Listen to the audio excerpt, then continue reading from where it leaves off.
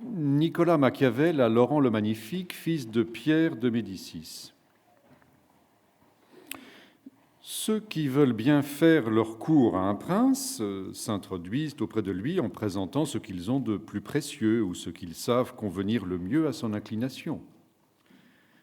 C'est ce qui donne lieu à tant de différents régals qu'on lui fait, de chevaux, d'armes, de draps d'or, de pierres précieuses, enfin de tout ce que l'on croit digne de la grandeur d'un souverain. Cet usage est cause qu'ayant dessein de vous donner des marques de ma soumission, j'ai cherché parmi tout ce que j'ai de plus cher et de plus digne de vous être présenté. Et je n'ai rien trouvé qui le méritât davantage que la connaissance de la conduite des grands hommes, que j'ai acquise par une longue expérience de ce qui est arrivé de nos jours et par une continuelle étude de l'Antiquité.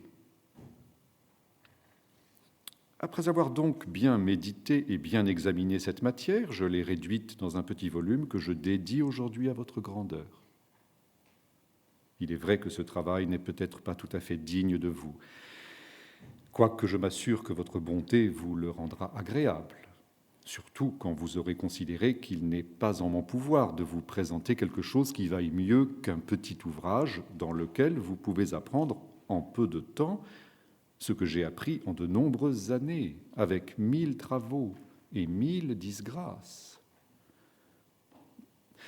Je n'ai pas rempli ce discours d'ennuyeuses réflexions, de paroles empoulées et magnifiques, ni d'autres affections d'une éloquence extrinsèque, comme c'est l'usage de bien des gens qui écrivent.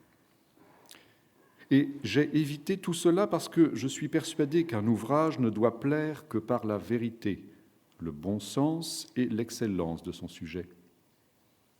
Ne croyez pas, au reste, qu'il soit présomptueux de la part d'un homme d'infime et basse condition de discourir de la conduite des princes et de leur donner des règles pour gouverner leurs États. Car vous n'ignorez pas que les peintres qui veulent dessiner un paysage s'abaissent contre terre dans les lieux bas afin de mieux reconnaître les montagnes et toutes les hauteurs.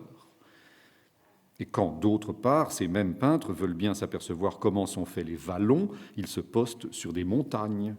Ainsi, pour bien juger de la nature des peuples, il faut être prince.